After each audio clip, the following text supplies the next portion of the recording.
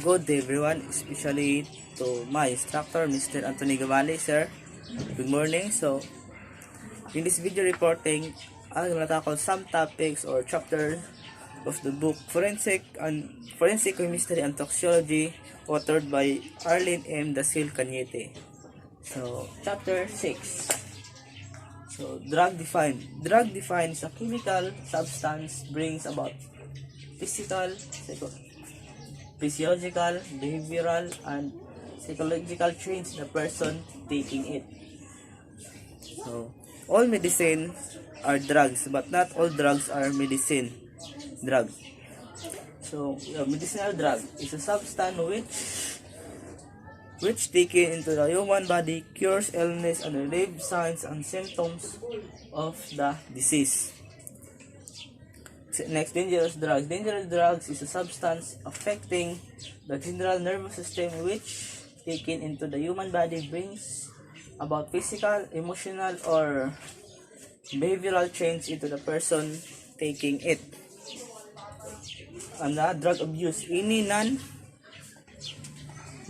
use of drugs that cause physical, psychological, legal, economic, or social damage to the user or to the people affected by the user's behavior. So the three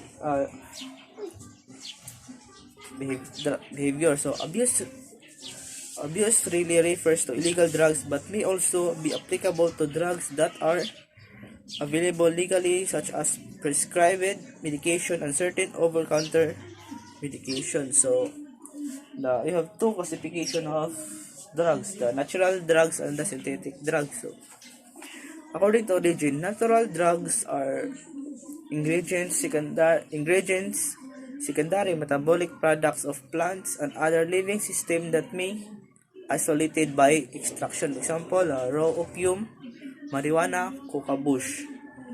Synthetic drugs, the second classification of synthetic drugs. So, synthetic drugs are artificially produced substance synthesized in a laboratory for illicit market, which are wholly manufactured from chemical compounds in illicit laboratories. Examples are methamphetamine and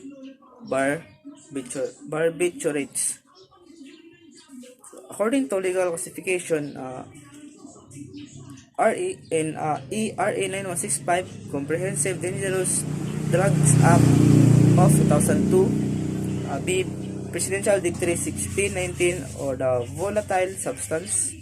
C, the RA 6425 classified as regulated and prohibited. So under 9165, also known as the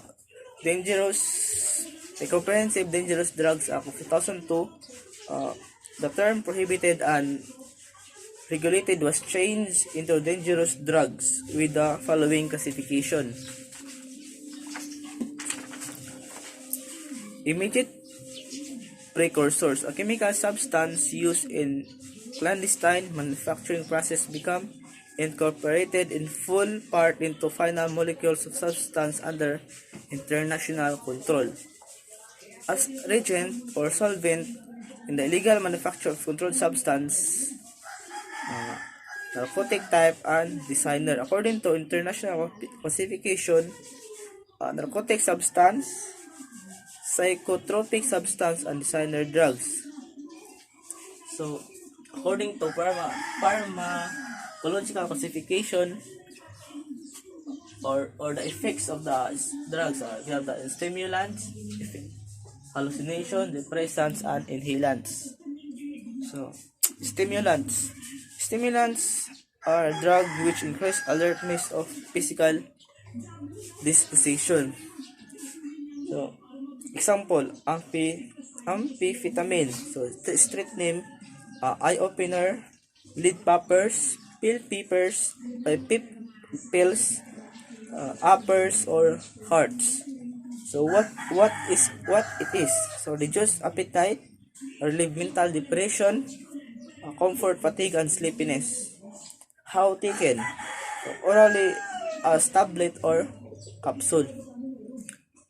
Effects: wakefulness, increased alertness, and initiatives. Dangers: dependence, overdose, violent, bizarre behavior. Example, shabu, methamphetamine or methamphetamine hydrochloride. Street name, poor man's cocaine or shabu, uba, siopaw, sha, or ice. What it is? White odorless crystalline powder with a bitter numbing taste. How taken? Ingestion, inhalation, or sniffing, injection, and smoke. Effects: anxiety, irritability, irrational behavior. Long term, psychosis similar to schizophrenia, difficulty in concentrating, loss of interest in sex. So, physical, chest pain, irregular heartbeat, hypertension, convulsion, sometimes cause to death. So, danger, injection from contaminated needles may lead to wrist infection, pelvitis, septicemia, AIDS, or etc. The second effects are the hallucinogens. So, are drugs which affects sensation, thinking, self-awareness, and emotion. So, change in time, space, perception, delusion, or the false belief, and the hallucination may be mild or overwhelming depending on the quality, depending on dose and quality of the drugs taken. So, example, ecstasy. Street name, XTC, o Adam, Essence, E, or Herbal. How taken? Swallowing or inhalation. Effects: exaggerated emotion makes HR and BP hike up, dries the mouth, stiffens arms, legs, jaws, dilates pupils of the eyes, cause faintness, chills, sweating, and nausea. Danger. So it can really kill. Example is LSD, lysergic acid, DT-lamide, or LCD. Set name, Lucy in the Sky with Diamond. Wedding bells, acid white sugar, lightning cubes, brain eaters. What it is? A semi-synthetic alkaloid substance extracted from a fungus which grows on rare wheat and other grains, odorless, tasteless, and colorless. Effects: psychological, vivid, hallucination, confusion, blurring and distinction between conscious and unconscious thought, etc. Physical effects: dilated pupils, flash face, increased BP, and etc. So, danger: may cause abnormal amount of breakage of chromosomes of WBCs that carries gene which may affect result to miscarriage and birth defects. Example, marijuana. Street name, Mary Jane, flower, pampapugi, brown eyes, damu, pati, joint, and dope. So what it is? So comes from cannabis sativa, Indian hemp. Looks like fine green tobacco. How it taken? So smoke in pipes or cigarettes, can be taken in food, made into a candy, snipped in powder form, mixed with honey or butter. Effects: faster heartbeat, bloodshot eyes, dry mouth. So long term, so chest pain, temporary loss of fertility, cancer, marijuana, burnout.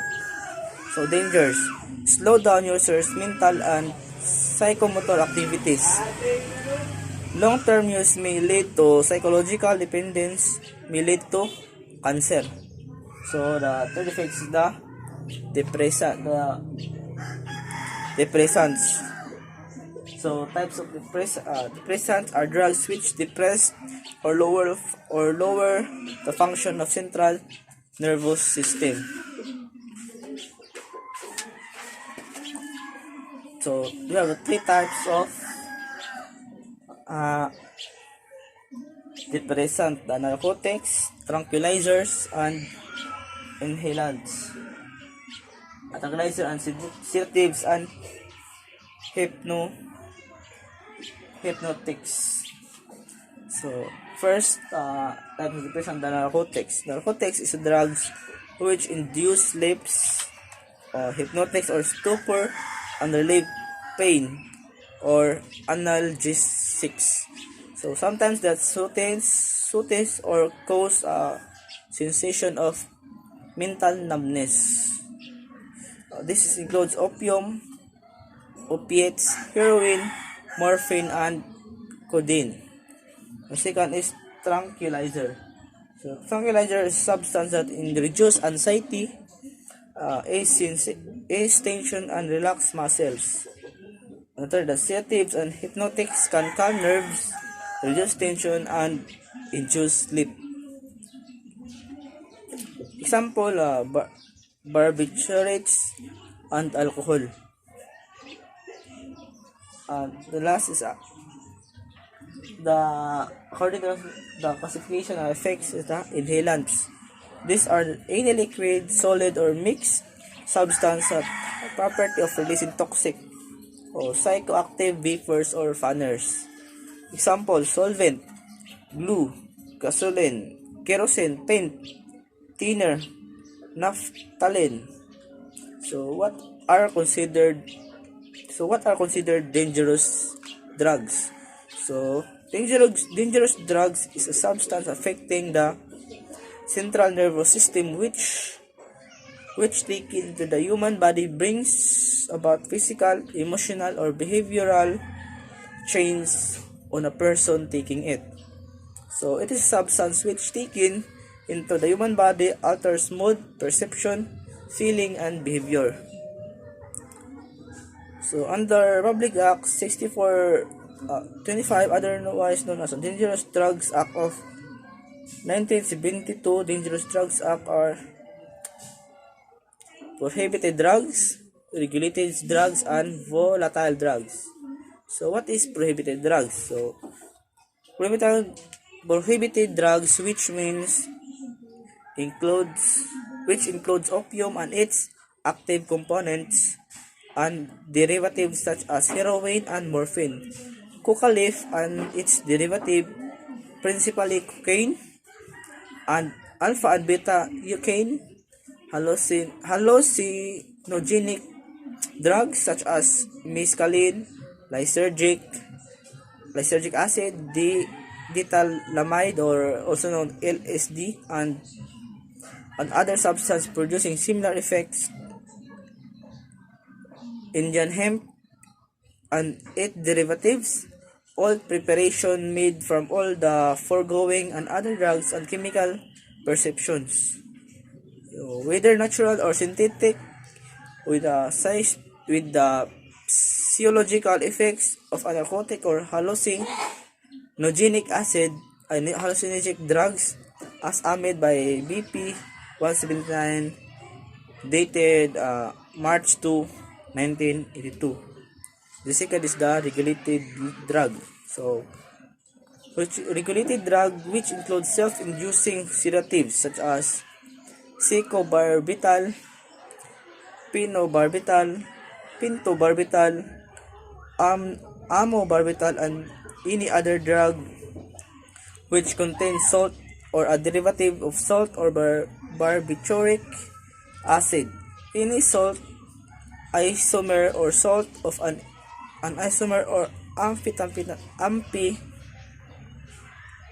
amphetamine such as benzyride or dextride, or any drug which produce physiological action similar to amphetamine, and hypnotic drugs such as methaqualone, nitrazepam, or any compound producing similar physiological effects, as amended by the Personal Decree number 1683, dated on March 14, 1980. So, see the volatile substance. So, volatile is a liquid or solid mixed substance having the property of releasing toxic vapors or fumes or any chemical substance which when sniffed, smelled, inhaled, or introduced into the psychological system of body induce condition of intoxication, inebriation, excitement, stupefaction, and etc. So, Republic Act 9165, otherwise known as the Dangerous Drugs Act of 2002, gives a single definition for prohibited and regulated drugs to the old law defines prohibited drugs of regulated drug. So, drug dependence. So, means a state of psychic or physical independence or both on a dangerous drugs arising in a person following administration or use of that drugs in a periodic or continuous basis. So characteristic of drug dependency. So you have three characteristic of drug dependency. The physical dependence, which means the body's physical system changes until the body needs that particular drugs in order to function. So next, second, the mental or psychological dependence, a need of drugs in order to feel good, to get or to feel normal. 3. The idiosyncrasy or side effect. So use refers to the act of injecting intravenously or intramuscularly or consuming, either by chewing, smoking, sniffing, eating, swallowing, drinking, or otherwise introducing into the psychological system of the body. And any dangerous drugs acts. Sale. Sale means the act of giving dangerous drugs whether for money or any other material for consideration. Question: What happened to the what happened to the confiscated, seized, and surrendered dangerous drugs, source of drugs, plant source of dangerous drugs, controlled precursors and essential chemicals, instrument, paraphernalia, and other laboratory equipment? So the answer is the Philippine Drug Enforcement Agency or the PDEA shall have custody of all dangerous drugs, plant sources of dangerous drugs controlled by precursors and essential chemicals as well as instrument, paraphernalia, and or laboratory equipment that are confiscated, seized, and or surrendered. So the apprehending team of the group in the custody of the confiscated drug shall immediately prepare an inventory and photograph the item in the presence of the accused of or his counsel. A representative from the media and the Department of Justice and any elected public official that the item will be submitted to the PDEA Forensic Laboratory or for examination. Within 24 hours after receipt of the items, the Forensic Laboratory examiner shall issue a certification of laboratory result.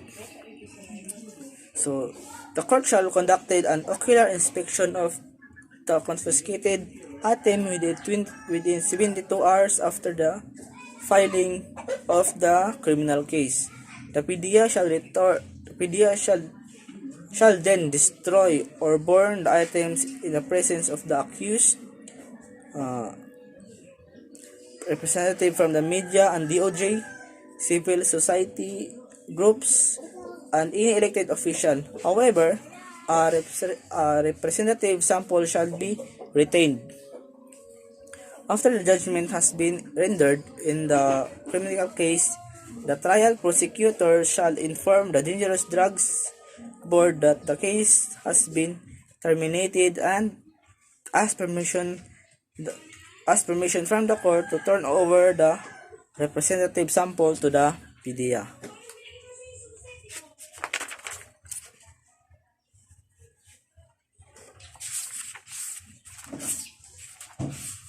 Next, the chapter 7, examination of dangerous drugs. So, drug testing is a form of forensic chemistry. Drug test result issued should be scientifically, legally, and forensically defensible. So, drug identification. So, drug identification is a branch of forensic chemistry that deals with the scientific examination of drugs and volatile substance. So, drug identification is usually conducted by a forensic chemist, chemical officer to determine the presence of dangerous drugs on submitted specimen. The forensic chemist or chemical officer also conducted drug tests on body fluid of suspected drug pushers and users to determine the presence of dangerous drug metabolites.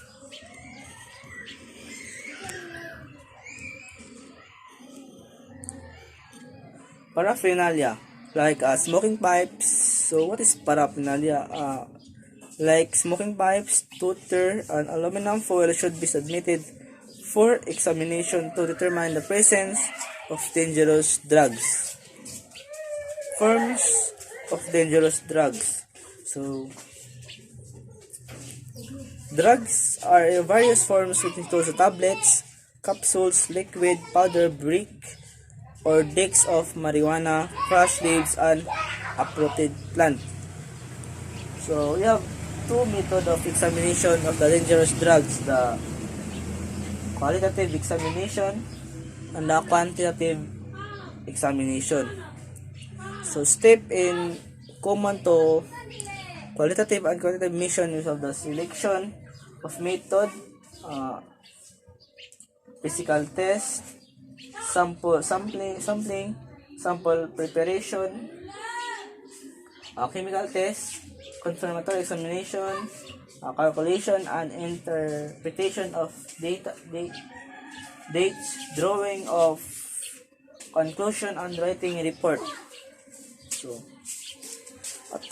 and we have two pieces of examination of alleged confiscated drugs: the screening test, also or the preliminary test, also known as the color test, and the second is the confirmatory test.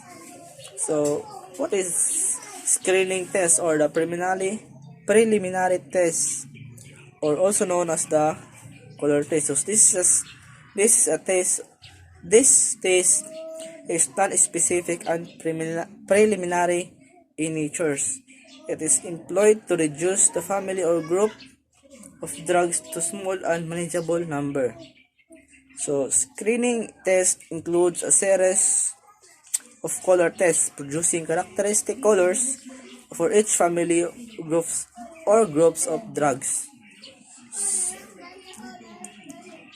This is done by adding specific reagent to unknown sampling in the spot plate.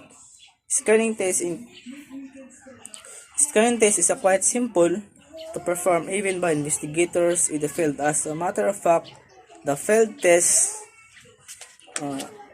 investigation courses, the test reagent, the basic apparatus are commercially available.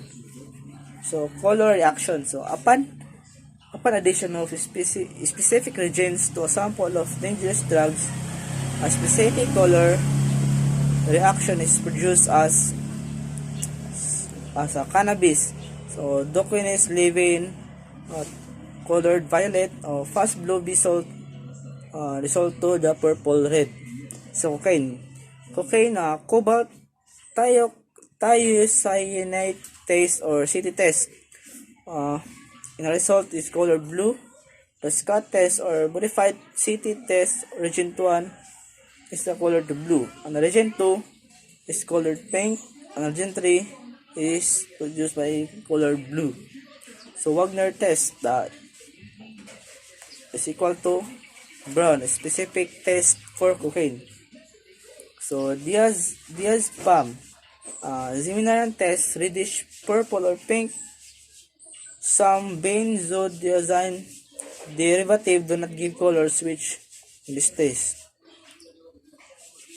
So hydrochloric acid is equal to yellow. Vitamale Morton test is equal to yellow orange. So, opium. Opium, mark is equal to violet. Ferric sulfate is equal to brownish purple. Opium plus Mickey is blue to green. Opium plus nit, nit, nit, nitric acid is equal to red, orange to red to yellow. So morphine. So morphine plus mark is equals violet to reddish purple, and codeine plus Mickey is equal to blue to green. Codeine plus nitric acid is equal to orange to yellow. So codeine. Heroin. Heroin plus Mickey is equal to blue green. Heroin plus nitric acid is equal to yellow to orange. Dili Compagnie test. So, reddish purple to barbiturates. So, methamphetamine hydrochloride Simon test blue, Marcus test orange to brown. So, ecstasy plus Simon test equal to blue. So, metaqualone and penicillin plus city test is equal to blue. So, DC green or LCD Lech is equal to violet. Mescaline plus Marcus test equal to orange. And mescaline plus Lieberman is equal to black. Note, it must be noted the positive result of this are the conclusive.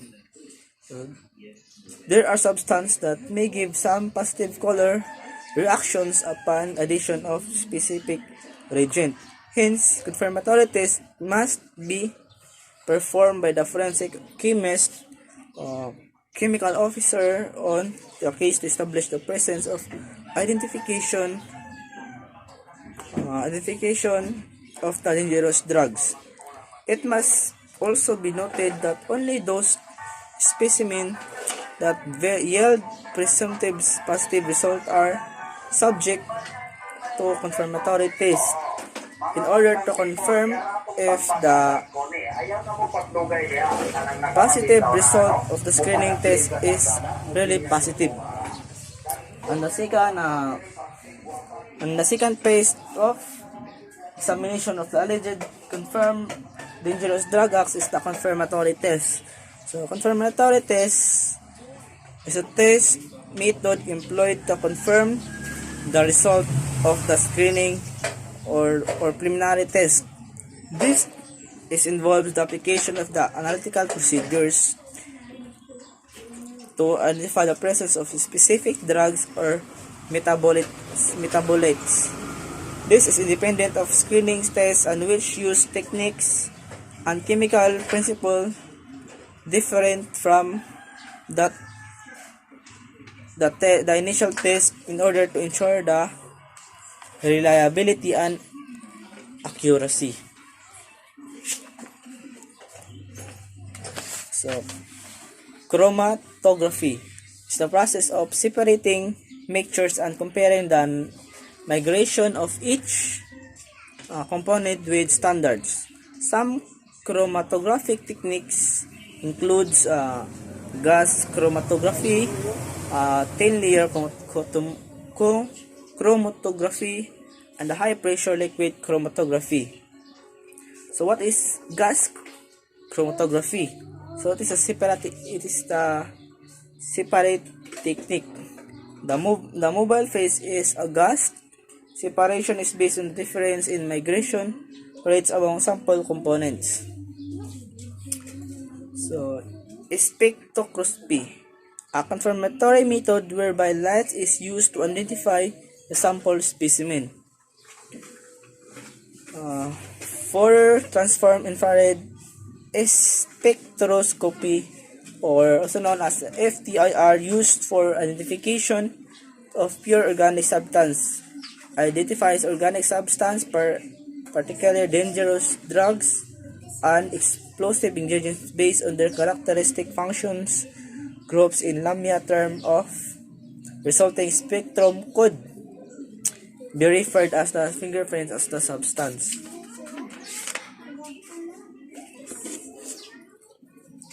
Ultraviolet visible spectroscopy. So used in screening of dangerous drugs in urine specimen. Examination of urine specimen. So the rate of exertion from the body depends on the drug's solubility in fat. So water-soluble drugs such as cocaine are exerted quickly, while fat-soluble drugs such as marijuana may take several weeks or months before exertion. So drug tests must be conducted to apprehend dangerous drugs. So validity test for urine specimen. So validity test is conducted to determine the integrity of the sample. Reasons for conducting validity test. So in case of an unobserved urine collection, when there is a suspicion that the urine specimen has been tampered. Instance when to allow unobserved human specimen collection. So when donor is physically unable to go to the laboratory, when a donor is involved in crime scene, when donor is involved to post-accident trauma, when the donor is critically ill. So different types of tampered urine specimen. So we have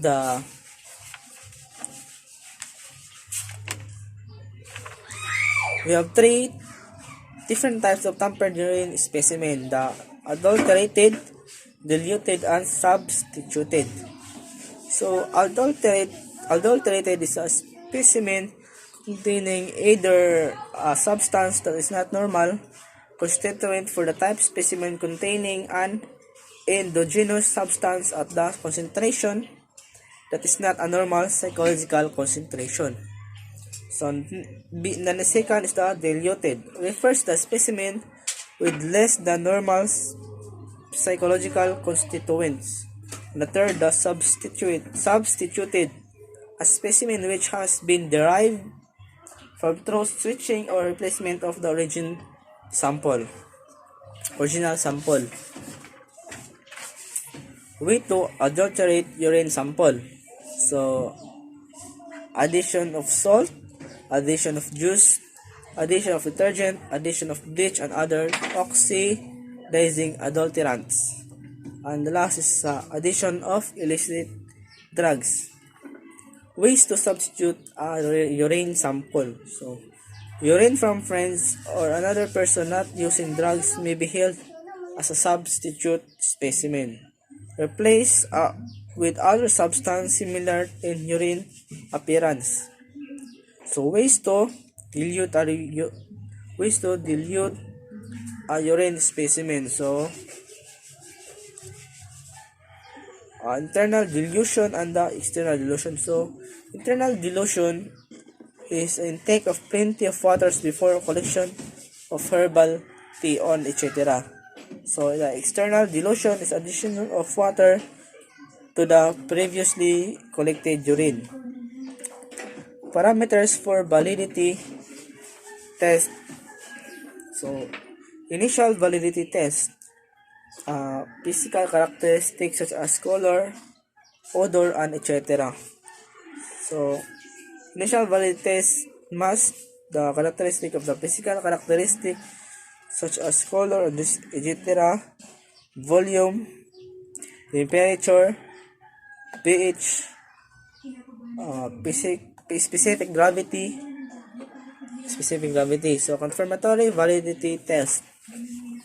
Confirmatory validity test are characteristics such as color, odor, etc., volume, temperature, pH level, specific gravity, nitrates, creatinine, oxidizing agent. So other methods of confirmatory test: the physical characteristic visually determine volume, same as physical characteristic, temperature using thermometer, pH using pH meter calibrated with appropriate buffers, and specific gravity use a refractometer. So criteria in determining tampered urine specimen. So first, adulterated, diluted, and substituted. So pH is a less than 3 or greater than 11. So nitrate less greater than 500.0 UGIL. Presence of endogenous oxygenous substance. Example, oxidizing agent. Diluted. So SP gravity is less than greater than 1.003, or creatinine is greater than 1768.0 UMOL or ML. C. Substituted. SP gravity is greater than 1.03 or less than 1.0 1.020. So creatinine is greater than 442 UML or later. What do we consider a urine specimen as valid? So, urine specimen is considered invalid under the following circumstances: adulterated, substituted, or diluted, improperly collected, handled, and stored, improperly documented. Chapter 8, Gunshot Residue. So basically, gunshot residue comes from the powdered components of bullets, elements from cartridge cases, and gun barrel where the bullet passes. When these components are burned, certain products of combustion are formed, which includes partially burned on unburned particles. These particles are deposit on the target as definite pattern depending upon the distance between the muzzle of the gun and the target at the time of discharge. So upon discharge of firearms, gunpowder residues or the nitrates may deposit on the person at close proximity, so the interpretation as to whom discharge. The firearm should be made by caution. Hand or body parts to close the fired weapon may have gunpowder residue consistent with having discharged the weapon. However, absence of gunpowder residue in the presence of the hand or the body parts does not mean that he or she did not discharge a firearm. So, gunpowder residue may be found in the skin or clothing of the person who discharged the gun, on the entrance bullet hole of garment or wound of the victim, on the target materials at the scene. So, components of the gunshot residue: the primer or lead residue, the gunpowder residue, elemental components from cartridge cases residue. Composition of primer. Primer elements is maybe easier to detect in residue because they do not get as hot as a powder.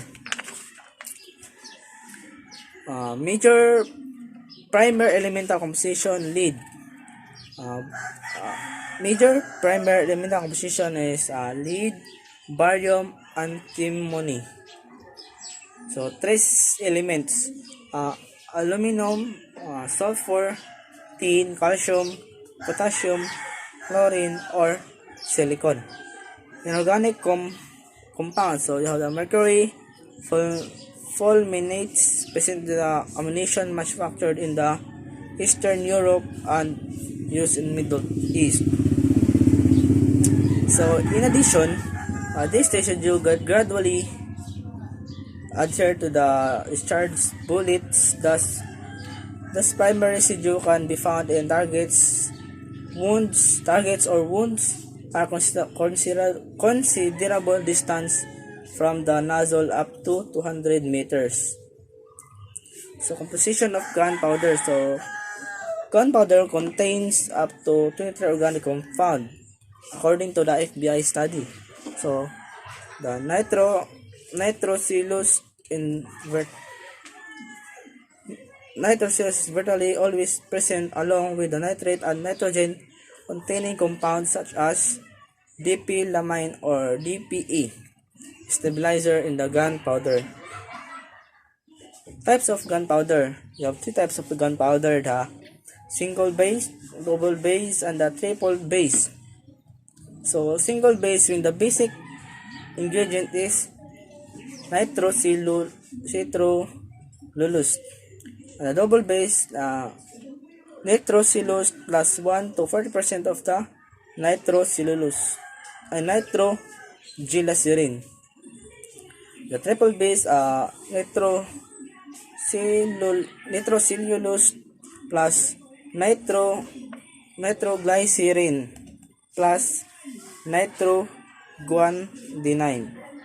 So this can be different using as a mass spectrometer. So position of the cartridge case. So cartridge and primer case, brass. So bullet cores, lead, antimony, and few iron alloy. So bullet jackets, brass, so 9 in the ratio of 9.9 to 1 copper, zinc. Some are iron or aluminum alloy, some contains nickel. So gunshot residue examination. So what's the purpose of gunshot residue? So purpose is the gunshot residue examination are performed to help the investigator in determining whether a person is discharged a firearm or not.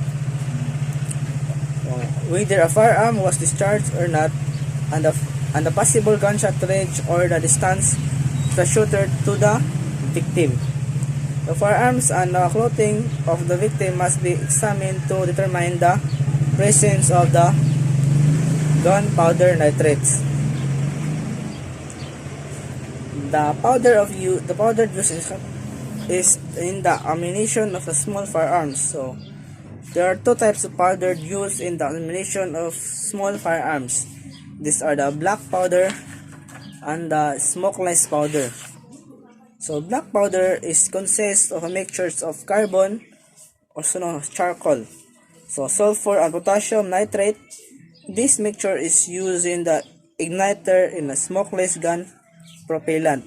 It consists of a mixture of 15% gun propellant.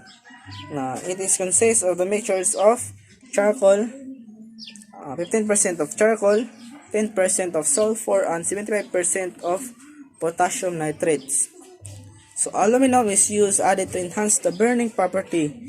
When the powder is burned, combustion reaction takes place. So smokeless powder. This mixture consists of cellulose or glycerol nitrate combined with some stabilizer, nitrobenzene or graphite nitrates, dichromate, and oxalates. When this powder explodes, the chemical reaction takes place. So primer. To explode a low explosive flame is required in guns, and flame is applied by means of a primer. Primer produces flames in percussions. A typically primer consists of case containing an initiating explosive such as mercury fulminate, and oxidizing agents such as potassium chlorate or barium nitrate, and fluid such as antimony sulfate. This component is the basis of examination of gunshot residue, particularly primer residues for distance determination. So detection of gunshot residue. So the following are the common methods used by the crime laboratories to detect gunshot residue. So first, detection of gunshot residue. The First, the paraffin test. Second, the lead residue detection limit up to 30 feet, and always present the opposite sides on the penetrated target. Reported intermediate gas target present the target represented. The third is the constant powder residue examination. Detection limit highly variable up to 20 centimeter and up to 21 inches. Yes. So other examination. So the last two methods are classically colored development of modern methods such as neutron activation analysis to EAA. So automatic absorption with spectrophotometry. So AAS, scanning electron microscopy with energy diffraction analysis, or same EDA, and inductively coupled plasma with a fast spectrophotometry or ICP images are used. History of paraffin test or dermal nitrate or diphenlamyl test. Paraffin test was originated from Cuba when Dr. Gonzalo Iturrios first used paraffin for collecting gunpowder residue from discharged firearm. In 1993, Theodore Gonzalez was a criminal identification laboratory Mexico City introduced the test in the United States. In this test, the hands were coated with a layer of melted paraffin. After cooling, the casts were removed and treated with diphenylamine. So 5% of the DP in 60% of sulfuric. So methods of examination. So paraffin tests determine whether a person has discharged a firearms. The firearms diphenlamine test is used.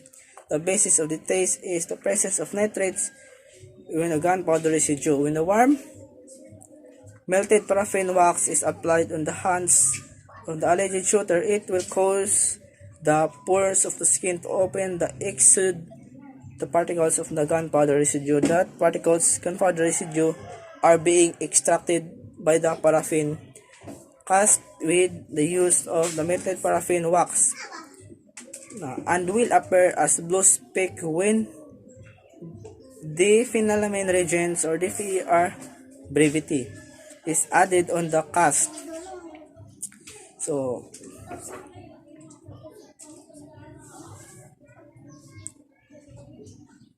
it must be noted that the specks are generally located in the area of the thumb of the four fingers.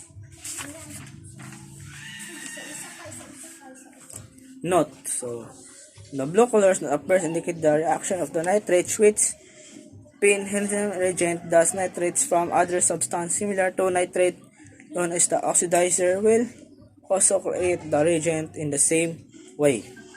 However, it must also noted to be the blue specks having the characteristic of tailing. So, what's the principle behind the paraffin test? Well, the burn and partially vertical gunpowder residue is deposited on the target and in the barrel of the gun. Some of these burn and partially burned particles may escape around the breech of the gun, and some may embedded on the exposed surface of the hands of the person discharging the firearms. So, thus, the presence of the residue can be detected by the paraffin examination. As a role in paraffin examination, the forensic chemist or chemical officer should personally conduct the paraffin casting on the alleged shooter.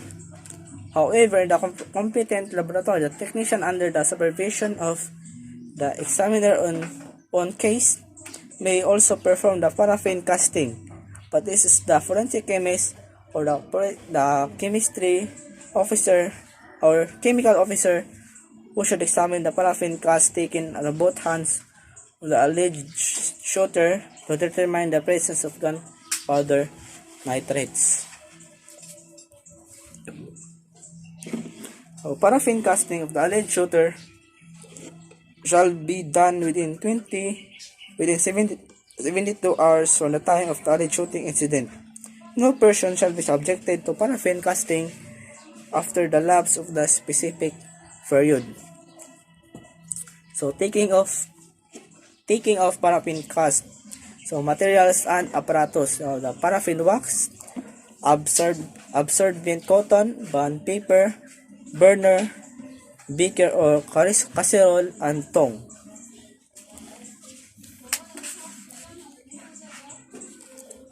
So procedures to take the paraffin cast. So procedures: heat the paraffin wax with a container until it melts, allow cooling for a few minutes so that it will not burn the skin.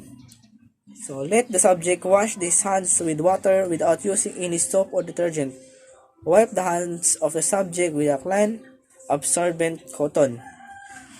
Let the subject place his hands in the clean sheet to bond paper with the palms facing downward and the fingers close together using the spoon or tongue with cotton. Pour the melted paraffin wax on the hands of the subject from the thumb and index finger and the dorsal portion to the little finger side to the hands. So D is the contain. D, cover the hands and finger thoroughly with paraffin wax and place in a thin layer of absorbent cotton to reinforce the wax. E, pour another layer of the wax until the absorbent cotton was totally absorbed the wax. So allow the wax to cool the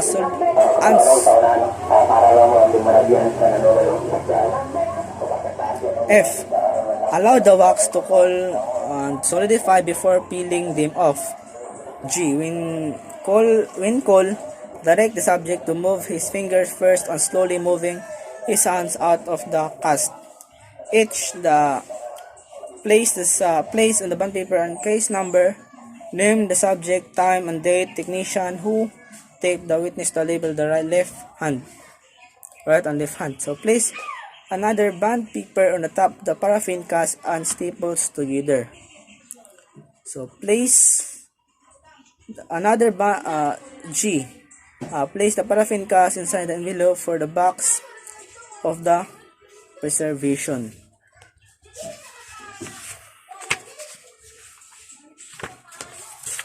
So note, it must be noted that upon casting the melted paraffin wax penetrates the minutes crevice of the skin, thus the burned and partially burned gunpowder nitrates which are embedded on the hands of the shooter are extracted.